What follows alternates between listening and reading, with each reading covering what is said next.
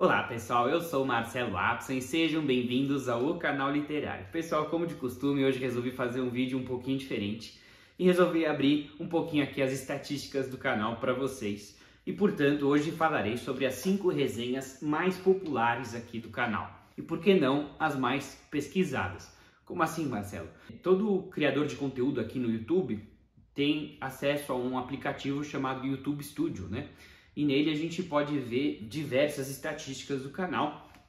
Tudo isso é com o intuito de aprimorar, né, o conteúdo aqui para vocês. Então a gente pode ver retenção do vídeo, né, quanto tempo na média vocês ficam vendo cada vídeo, visualizações, ganho de inscritos por vídeo, da onde vem o tráfego, né, assim, da onde vem as pessoas, né, vem de sites externos, de redes sociais, vem da pesquisa do YouTube, né? E base nisso a gente vai aprimorando os vídeos, né?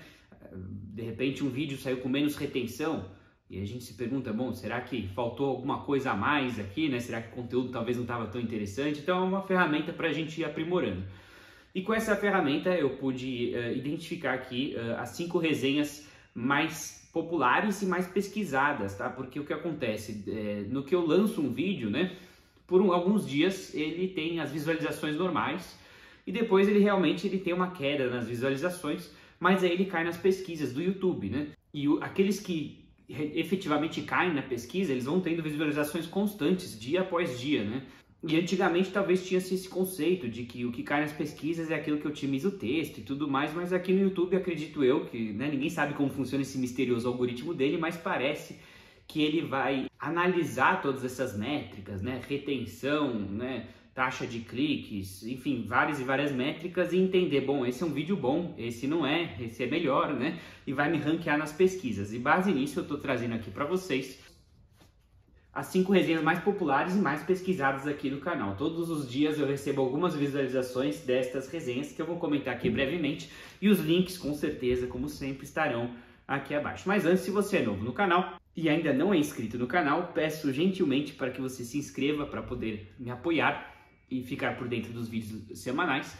Deixe sua curtida e lembrando que comprando qualquer obra aqui exposta ou qualquer outra, desde que pelos links, você apoia o canal sem pagar nada e nós recebemos uma pequena comissão. Desde já agradeço o seu apoio. Pessoal, é incrível como uma das minhas primeiras resenhas, a propósito, tá? O canal daqui a pouco vai fazer aniversário, dia 15 de novembro. Eu vou avisar vocês, vamos ver se a gente faz alguma coisa especial. E uma das minhas primeiras resenhas foi sobre Os Irmãos Karamazov. Isso mesmo, uma grande obra aqui de Fyodor Dostoiévski que tem quase 1000 páginas. E é engraçado como eu me lembro bem, quando eu comecei o canal, eu tinha, assim, não é que hoje, né, eu tenho uma super estrutura, mas eu tinha uma estrutura muito mais precária. Eu não tinha nem noção de como fazer vídeos. Hoje eu já sei editar, naquela época eu nem sabia editar vídeos. E a minha número 1, um vídeo não tão editado, com vários defeitos técnicos, eu diria, e até mesmo, talvez, eu na época eu mal fazia roteiro, né? Hoje eu praticamente faço roteiro em todos os vídeos, e mesmo assim foi um vídeo que decolou, né? Talvez justamente por isso que eu venho falando, quer dizer, o conteúdo. Se o conteúdo é bom, né, os espectadores vão ficar mais tempo no vídeo, vão premiar ele de outras maneiras, e por isso é o meu vídeo assim mais pesquisado aqui no canal, mais popular sem dúvida. Todos os dias algumas pessoas veem o vídeo. Temos aqui. Bom, a resenha completa, né, como eu disse, vai estar aqui embaixo, mas já que estou fazendo esse vídeo, vou falar um pouquinho aqui dos Irmãos Karamazov e por que não do Dostoiévski. Talvez muita gente aqui já conheça o Dostoiévski no canal, mas para quem não conhece, ele é um dos escritores russos mais famosos, né, do mundo. Ele é do século XIX. E por que ele é tão famoso, né? O que talvez torna as obras do Dostoiévski, particularmente essa, Os Irmãos Karamazov, tão famoso, né, e popular no meio literário? Eu diria, assim, na minha opinião aqui de leigo, que são as personagens. O Dostoiévski, de todos os autores que eu li até agora, eu diria que é o que melhor explora esse universo das personagens.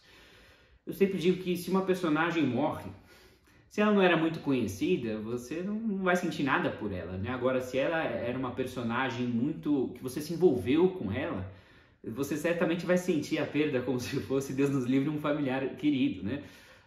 E como se faz isso? Como se fazem boas personagens? Na verdade, não tem segredo nenhum. O segredo é simplesmente fazer ela viver muito, né? Você descrever muito a personagem, colocar aqui inúmeros diálogos, como é o caso do Dostoiévski, às vezes uma cena de um diálogo tem 200 páginas, acontece. E nesses diálogos as personagens vão mostrando a sua personalidade, né? Ao invés de ele falar que a personagem é cínica, então a personagem de fato se comporta como um grande cínico. Se ele é um mentiroso, então ele aparece como um mentiroso. Se ele é um bêbado, ele aparece como um bêbado. O Dostoiévski não precisa descrever as personagens, elas se autodescrevem, né, nos diálogos. Os diálogos são fascinantes, parece que você está no meio de um teatro mesmo, né? As personagens do Dostoiévski, inclusive, são tanto quanto caricatas, né? São às vezes até exageradas, mas é um exagero que torna a obra mais interessante, sem dúvida, né? E aqui, sem mais delongas, né, os irmãos Karamazov vai tratar, obviamente, dos irmãos Karamazov, né, da família Karamazov, basicamente o Fyodor Pavlovich, né, um cínico, um bêbado, inveterado, um canalha, digamos assim. É o homem que está sempre com várias mulheres, acabou enriquecendo, e ele é mesquinho, ele é ele é o diabo em pessoa, né? E ele é uma das melhores personagens, inclusive, aqui, né? Ele é tão cínico, é engraçado, que às vezes ele consegue realmente passar um ar de sério, né? Às vezes ele está falando, aquela pessoa que consegue falar com a maior seriedade, mas está tirando uma onda com o outro. Ele é muito engraçado, eu acho uma das personagens mais complexas, inclusive, aqui. E ele teve 3 filhos, o Ivan Karamazov, o Dmitri e o Alyosha, né? São 3 filhos muito distintos. O Alyosha, o Alexei, né? Alyosha é um apelido, né? Ele resolveu viver num mosteiro. Eles tiveram uma infância muito difícil, as crianças, não precisa nem dizer, imagine um pai bêbado, ausente, né? E que o mordomo da casa cuidou deles, quer dizer, e devem ter visto muita bebedeira do pai e tudo mais, e transformou os filhos de maneiras diferentes, né? O Alyosha, ele foi viver no mosteiro, talvez viu tudo aquilo e falou: eu quero ser um homem casto, um homem santo. E é muito interessante porque através dele a gente vai conhecer muito o cristianismo ortodoxo da Rússia, né, que difere do romano, né, do catolicismo romano. E são costumes diferentes, né? É muito interessante porque aqui a gente entra a fundo, né, nos monastérios ali, né, nos eremitérios, nos lugares onde os monges se refugiavam. A gente vai falar muito do Starets, que é uma espécie de um líder local ali, né, um monge que fazia muitos jejuns e que abençoava as pessoas, e as pessoas vinham de longe se prostrar perante ele. E que é apenas uma nota, tá? Por exemplo, esse monge, ele é descrito em mais de 100 páginas, a vida dele, como foi quando ele era criança e tudo mais. Então cada personagem é muito explorado no Dostoiévski, por isso que de repente você cria uma intimidade com cada personagem, né? E por isso que a obra se torna tão valiosa, assim, né? E, bom, você tem o Dmitri.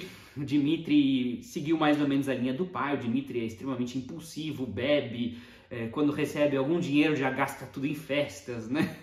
Enfim, ele segue muito essa linha do pai, mulherengo. É um homem que ele é escravo das suas paixões, se eu pudesse descrever ele. E depois você tem o Ivan, que ele é quase esquizofrênico, engraçado assim, né? Como são distintos os irmãos, nem parecem irmãos, né? Ele é um ateu convicto, né? Ele é uma pessoa muito cínica também, mas muito fria, assim, definitivamente o oposto do Dmitri, né? O Dmitri é quente, o Ivan é frio. É muito interessante toda essa interação entre as personagens e, obviamente, vai ter uma linha condutora aqui do enredo, um grande crime que acontece, e eu não vou entrar em detalhes aqui. E no final do livro, também sem entrar em grandes detalhes, existe um julgamento muito interessante, assim, né? O Dostoiévski é incrível como ele descreve as cenas, né? Como parece que você tá junto ali no julgamento, você tá no banco do réu, você tá no banco do acusador, você tá em todos os bancos ali a todos os momentos. Então, assim, eu diria que é muito cinematográfico. É uma oportunidade para você conhecer a Rússia czarista, né? Como eu já venho falando aqui no canal, uma sociedade regida pelo autoritarismo, né? Um rei, um monarca absoluto, um grande medo, né, no ar, assim, né, de falar alguma coisa e ser preso e exilado, né? A todo momento a gente vê essa pergunta: esse crime da Sibéria, né? Dá, quer dizer, no sentido de dar, né? Ou seja, se a pessoa cometer esse crime, ele pode ser exilado para a Sibéria. Existe um medo constante ali né, das forças autoritárias prenderem a pessoa por qualquer tipo de crime. E também a gente vai vendo um pouco da aristocracia, um pouco da sociedade aqui, né, russa daquela época. Então eu diria que é uma obra fantástica, a resenha completa está aqui embaixo, eu altamente recomendo. Sim, ela tem 1000 páginas, mas é um clássico que pode até demorar um pouquinho, mas ele te prende, assim, ele tem um enredo muito inusitado, muito interessante. Os diálogos são grandes, mas eles são sempre muito ricos, né, e especialmente em revelar cada personagem. Então eu acho simplesmente sensacional essa obra, e acho que não é à toa, talvez a grande popularidade não é só da minha resenha, não é só por minha causa, mas porque também é uma das melhores obras do mundo aqui, já foi eleito. Bom, número 2 aqui no ranking das pesquisas do canal, temos aqui Freud de novo. Já tenho feito alguns vídeos do Freud, pretendo fazer mais, tá? Eu acho que é fundamental para quem se interessa por literatura entrar no mundo da psicanálise. Um ponto que eu vou fazer forte aqui do Freud, nós temos 2 livros aqui dele, né, nessas resenhas mais pesquisadas, é que ele é muito didático, tá, pessoal? Ele não é um cara técnico ali, ele fez muita questão que todo mundo lesse ele, não apenas os psicanalistas, tá? Então, por isso que eu, inclusive, estou recomendando a todos. E aqui nós temos o Mal-Estar na Civilização. Eu fiz a resenha. Não é esse calhamaço inteiro, antes que as pessoas se assustem. Nossa, Marcelo, é um tratado de psicanálise. Não. O que nós temos aqui, o Mal-Estar na Civilização, é umas 100 e poucas páginas, tá? Não é muito grande. É um discurso interessantíssimo sobre o atual estado da sociedade. Veja, isso aqui foi escrito há quase 100 anos atrás e, para mim, parece ainda muito atual. E ele vai tentar solucionar essa questão, por que não somos felizes, né? O que nos falta, né? E é fantástica a análise dele, como ele vai tentar entrar em todas as esferas, né? Política, religiosa, e tentar entender o homem, né? Ele era evidentemente ateu, mas mesmo para quem acredita em Deus, eu acho que isso não muda nada, entendeu? Esse fato. As análises dele são muito ricas, e aqui, por exemplo, ele vai argumentar que as pessoas estão sempre, evidentemente, à busca da felicidade, mas por não a encontrarem, acabam se anestesiando das dores da vida. Esse é um dos pontos dele, através do álcool, das drogas, do sexo, de outros prazeres, né? Mas que as pessoas não são efetivamente felizes. E um dos pontos que talvez vai fazer mais sentido na época dele, né, é das restrições da libido, né? Ele diz até que as restrições da libido são essenciais para constituirmos uma sociedade saudável, né? Não dá para as pessoas estarem a todo momento pensando em seus instintos, senão a sociedade não fica produtiva. Por outro lado, diz ele que nós fomos pro outro extremo, né? Especialmente por causa da religião, das convenções sociais. Evidentemente isso talvez mais se aplica à época dele, mas um pouco ainda à nossa, ainda há muito conservadorismo em respeito aos costumes e tudo mais, mas ele argumenta que nós podemos nos imaginar como seres civilizados, mas na prática nós somos animais. Nós temos um instinto animal muito forte.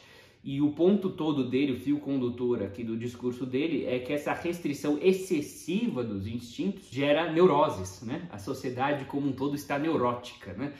O que é um neurótico? É uma pessoa que tem algum desejo, mas por ele ser reprimido, ele acaba desenvolvendo sintomas compensatórios. Então, no caso aqui, o alcoolismo, ele dá exemplos aqui, né? A pessoa quer fazer alguma coisa, mas por isso ser talvez proibido ou mal visto socialmente, então ele vai buscar outros meios permitidos, mas que não atendem exatamente o que ele quer, e ele fica nesse estado doente, né? Então assim é o ponto dele, que a sociedade está doente. Ele sugere, inclusive, né, para a gente se curar das neuroses aqui, como método de catarse, vamos assim dizer, né, de pôr para fora as nossas emoções mais fortes, a arte, a literatura, né? Ele diz até que o artista, ele está colocando ali o inconsciente dele ali, né?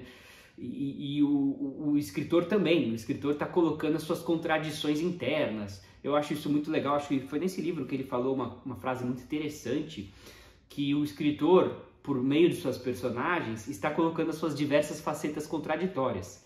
E eu acho curioso que uma das perguntas que eu tenho aqui, voltando nos irmãos Karamazov, é como é que um autor, inclusive cristão ortodoxo, consegue, né, pôr personagens tão distintas e tão contraditórias ao que ele supostamente acredita, né? Por exemplo, o Fyodor Pavlovich, quer dizer, um homem adicto em tudo que existe nesse mundo, E o Ivan Karamazov, quer dizer, um personagem absolutamente niilista, né? Não acredita em nada. E por um lado, quem escreveu isso foi um autor cristão. E segundo Freud, esses lados coexistem possivelmente no autor. Talvez eles não tenham tanta voz, né? Não é assim que ele se expressa publicamente, mas ali ele está talvez dando vazão àqueles sentimentos contraditórios. Então eu achei isso sensacional, quer dizer, a escrita como uma forma de terapia, né? De a gente colocar para fora tudo aquilo que talvez nos assuste, né? Então eu acho sensacional aqui, esse aqui tem uma resenha completa, tá, pessoal? Altamente recomendo, não é tudo isso aqui de tamanho, são apenas aí umas 100 e poucas páginas, tá? E aqui depois você tem outros discursos, enfim, outras palestras dele aqui, né? Esse aqui não você lê bem rápido, até porque é muito interessante mesmo. Mas evidentemente que, né, o Freud também não é cínico a ponto de dizer nós temos que abolir todo tipo de restrição. Não, ele diz que para o convívio em sociedade ser saudável é necessário restringir a violência do homem, por exemplo. É óbvio isso, né? Mas por outro lado, ele diz que a violência existe dentro do homem, então ela tem que ser extravasada de alguma maneira. Dos esportes, talvez, é muito interessante, ele faz essas Olimpíadas, né? As competições de esportes, no fim, é uma maneira do homem extravasar o sentimento dele de ganhar, de vencer, e por que não, talvez, de matar. Mas aí não está matando ninguém, ele está derrotando uma equipe, melhor assim, né, do que entrar numa guerra de verdade. Então, mas ele argumenta que o instinto existe, e é necessário, não necessariamente combatê-lo, mas canalizá-lo de uma maneira saudável. Então, altamente recomendo. Não só recomendo, como é o segundo mais pesquisado aqui do canal, então...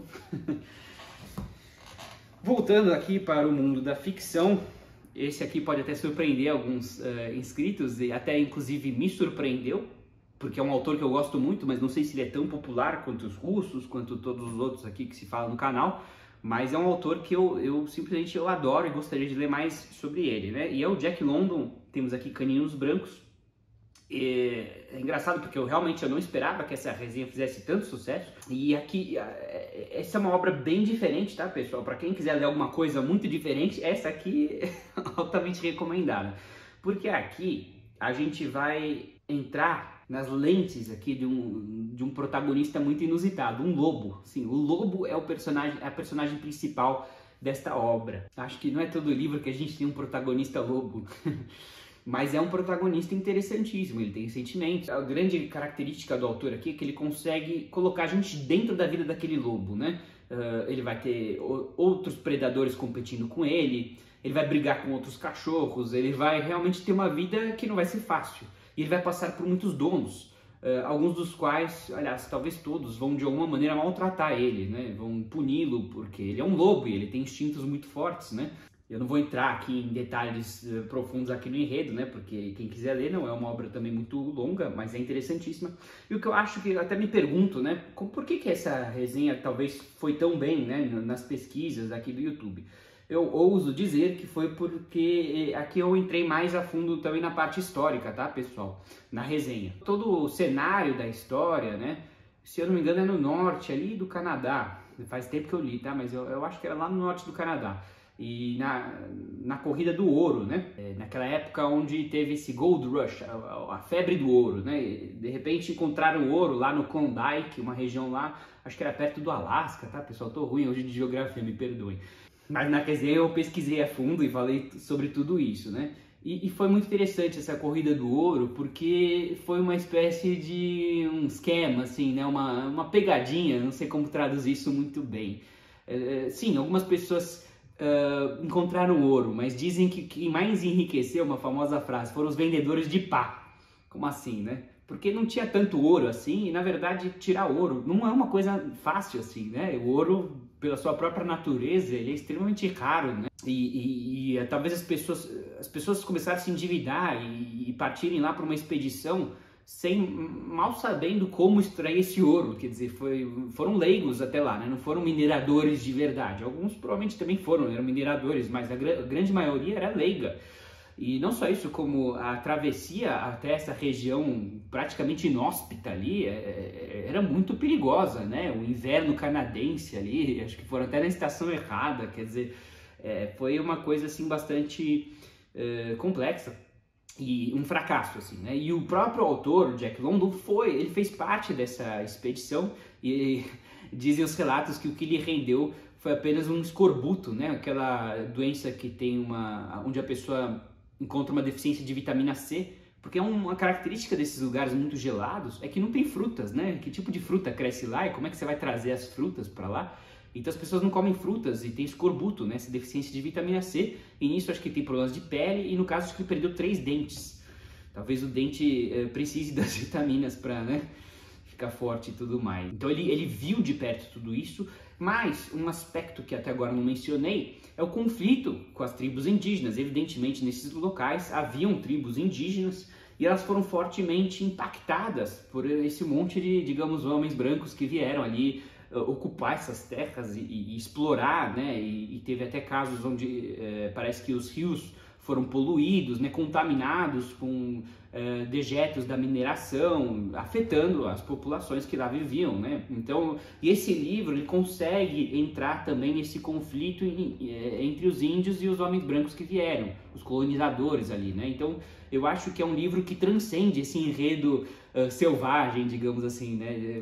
Mas ao mesmo tempo é o que dá o brilho aqui. Eu não vou mentir, tá, pessoal? A gente não tem como não se apiedar desse lobo. Sim, a gente sente pena de um lobo, porque a gente vê como a vida dele não é fácil. A gente até se pergunta se Jack London não foi um lobo na vida passada, porque a descrição é perfeita. Não sei, eu não consigo imaginar como alguém conseguiria se imaginar tão bem na vida de um lobo sem ter vivido ela. Obviamente que ele não viveu, mas é curioso como que ele faz isso com tanta maestria, sendo que ele nunca foi um lobo na vida. Mas também para aqueles que talvez sempre buscam algo a mais no livro, eu digo que assim, esse panorama histórico está bem presente, né, nessa obra. Então, altamente recomendo. Esse aqui ficou em 3º lugar, tá, pessoal, aqui nas pesquisas. E os links, como sempre, estão aqui. Voltando aqui no nosso amigo Freud, temos esse pequeno clássico aqui, 5 lições de psicanálise. Hoje em dia, quando a gente fala, né, 5 lições, a pessoa logo pensa assim, né? Lição número 1, não faça isso. Dica número 2, não é nada disso, tá, pessoal? Até, inclusive, eu acho que essa tradução não é boa, porque não é bem uma lição aqui que ele está dando. A melhor tradução seria 5 aulas de psicanálise, porque aqui são lectures, né, em inglês, aulas, né? Lecture parece com lição, mas não é lição, é aula mesmo. São 5 aulas, palestras aí que ele deu nas universidades americanas, e vai descrever o básico, a introdução à psicanálise. E para vocês terem uma ideia de como ele é didático, né? Eu lembro muito bem dessa parte dele explicando aqui a repressão. O que é repressão, Marcelo? Repressão é um mecanismo nosso de, digamos, entre aspas, expulsar, ou ocultar, talvez esse seria melhor, né? Reprimir, né? Um sentimento, um impulso proibido que nós temos, né? Mas que gera algum tipo de desconforto lá dentro, né? Isso é um tema muito recorrente aqui na psicanálise. Ele dá um exemplo muito interessante, olha como ele é didático. Imagine que estamos aí numa sala de aula, né? E ele é o professor ali, o Freud. E aí tem um aluno ali fazendo uma bagunça, ali, um aluno fazendo barulho, não sei o quê. O professor pede para ele se calar, ele não se cala. Todo mundo acho que já viu isso nas aulas, né? Todo mundo lembra do seu período escolar aí. E aí, finalmente, o professor se irrita e fala, então sai da sala, né? E aí o aluno sai da sala, só que ele não sai da sala efetivamente. Ele sai, o professor fecha a porta, mas ele fica batendo e querendo ainda fazer a algazarra dele. Isso é a repressão, que no fundo, não existe repressão, é isso que ele quer dizer. Quer dizer, existe e não existe. A gente pode ocultar, pode reprimir um sentimento negativo ou algo assim, né, contraditório, mas esse tipo de sentimento vai estar lá, ele pode estar mais oculto e ele vai gerar algum tipo de que chamamos de sintomas compensatórios, né? Então, digamos que alguém não gosta muito de uma determinada pessoa, especialmente quando é uma pessoa próxima a ela, um familiar ou algo assim. Isso é um típico sentimento que gera uma repressão, afinal você não pode odiar um familiar ou alguma coisa assim.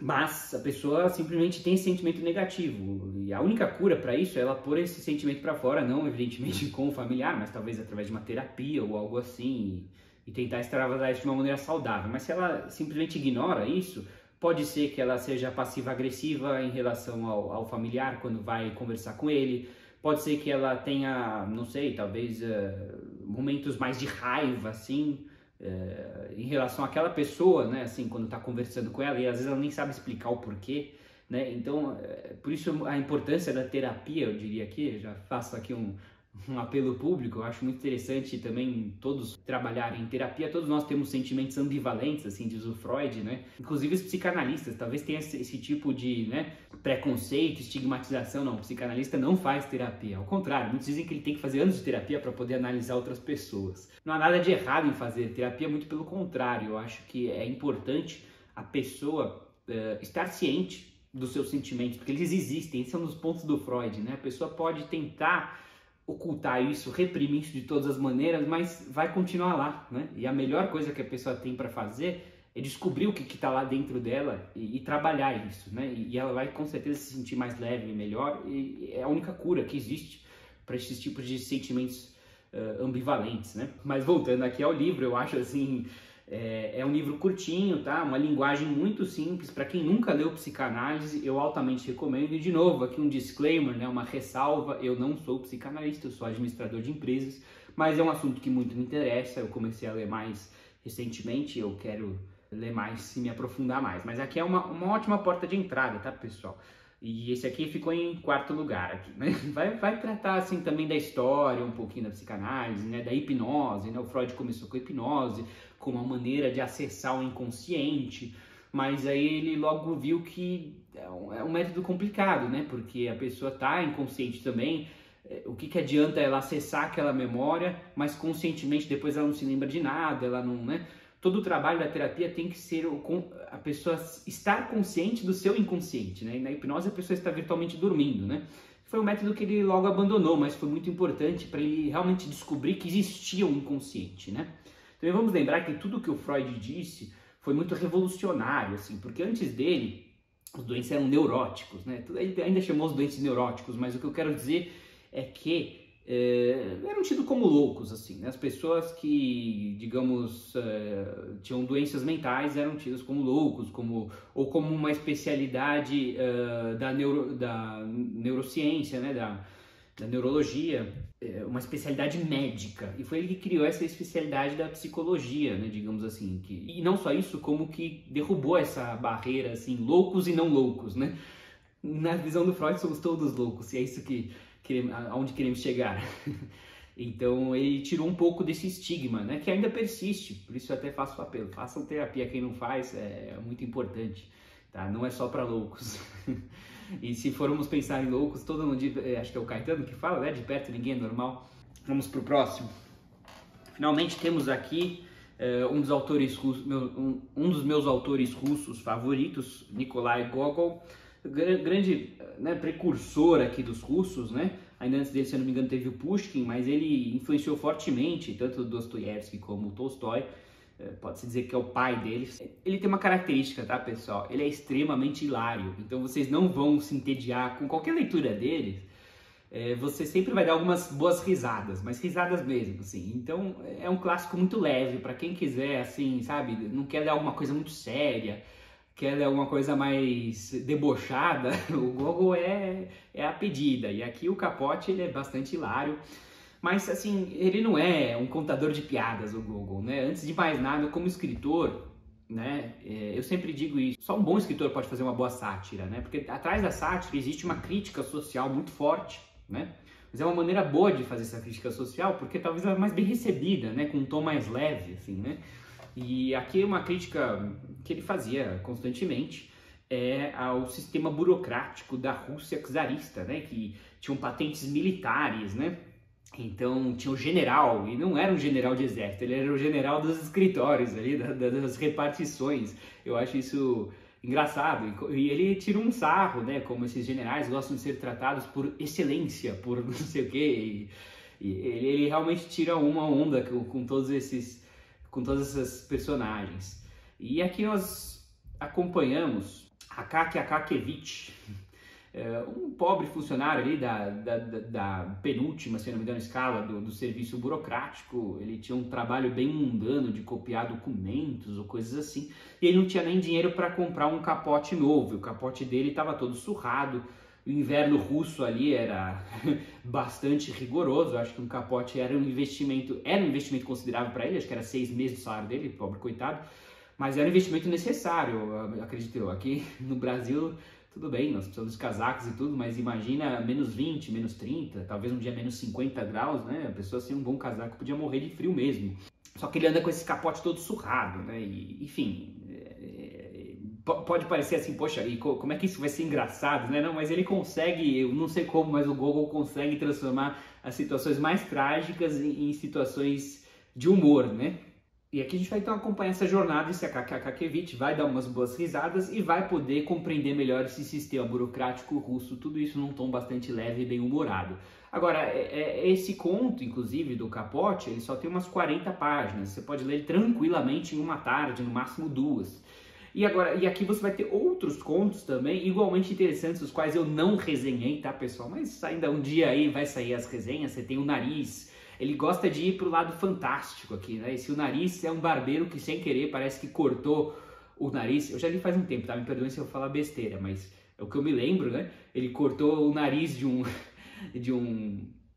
cliente, né? Só que não percebeu, quase comeu o nariz num sanduíche. E o nariz, na verdade, ele saiu por aí e o nariz tem vida própria e aí ele tenta localizar esse nariz. E até acho que o cliente fala, mas peraí, eu não posso sair assim sem nariz na rua? Como que eu vou ficar sem nariz? Então é tudo meio louco, assim, né? Ele gosta de entrar para esse lado surreal também, né? Tem também o Diário de um Louco, que é simplesmente fascinante, que acho que tem também uma crítica social muito pesada, ao mesmo tempo que ele é hilário, esse conto, né? É um louco que tem o seu diário e ele vai descrevendo um pouco da vida dele. Parecido com a Akakevich, acho que ele troca as penas da repartição, assim, quer dizer, é um trabalho muito mundano. Só que ele se apaixona pela filha de um grande diretor ali, né? E não tem chance ali, né? Numa sociedade de castas como era, ele quer talvez retratar isso, né? Esse homem não tinha a menor chance com a filha do diretor, uma mulher aristocrata ali, né? Só que aí ele começa a escutar a conversa dos cachorrinhos dessa mulher, ele começa a entender o que os cachorrinhos estão falando. E os cachorrinhos começam a falar, mas você percebeu que tem um louco seguindo a gente? É muito engraçado. E ele começa a ficar louco atrás desses cachorrinhos, para talvez através desses cachorrinhos chegar na mulher ali. Mas é por aí a história, não vou parar por aí, senão já estou contando o conto inteiro. Mas é simplesmente sensacional, a gente dá altas risadas, tá, pessoal?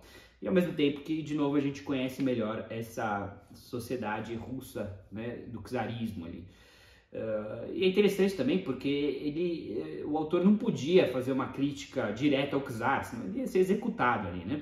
Mas mesmo assim ele consegue, talvez indiretamente, criticar. Vamos lembrar que tinham censores na época, até é incrível como tudo isso passou pelos censores. Mas, por outro lado, talvez são críticas mais leves, né? A burocracia e tal, né? Não é algo tão... Mas talvez por dentro ali tenham críticas mais pesadas, se a gente prestar atenção.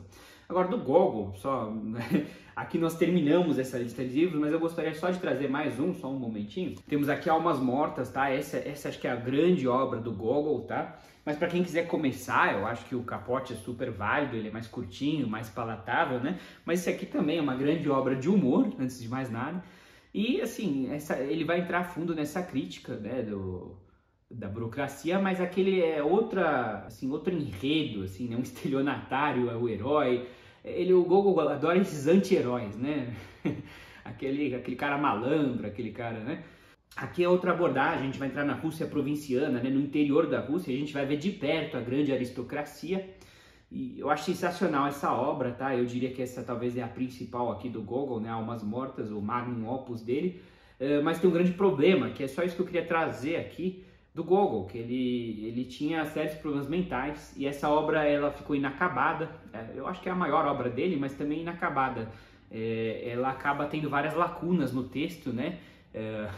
No começo é tudo tranquilo, a gente vai lendo normalmente, mas depois começam a haver lacunas no texto. Ninguém se atreveu a escrever alguma coisa ali no meio e dizer que ele quis dizer isso, porque ninguém sabe, né? Ele queimou os manuscritos. Essa era uma obra para ter 3 partes, eu acho, não sei se 4, acho que eram 3 partes. E só que ele queimou, ele até chegou a escrever, mas queimou um pouco, acho que da primeira, um pouco da segunda. Vai ficando mais desconexo e descontínua a obra, mas mesmo assim dá para se divertir muito lendo a primeira parte. Inclusive o livro termina no meio de uma frase, assim. Então, só para dizer aqui que o Gogol era um grande gênio, mas tinha algum tipo de transtorno, assim, ele tinha uma depressão maior, e não lembro, inclusive, se ele tirou sua própria vida ou não. Depois eu vou até pesquisar isso. Mas é isso, pessoal, espero que vocês tenham gostado desse vídeo. Se você é novo no canal, não esquece de se inscrever, deixe sua curtida e coloque aí nos comentários o que você achou, já leu algum aí dessa lista, e comente aí o que você achou deste vídeo. Um grande abraço, muito obrigado pela sua audiência.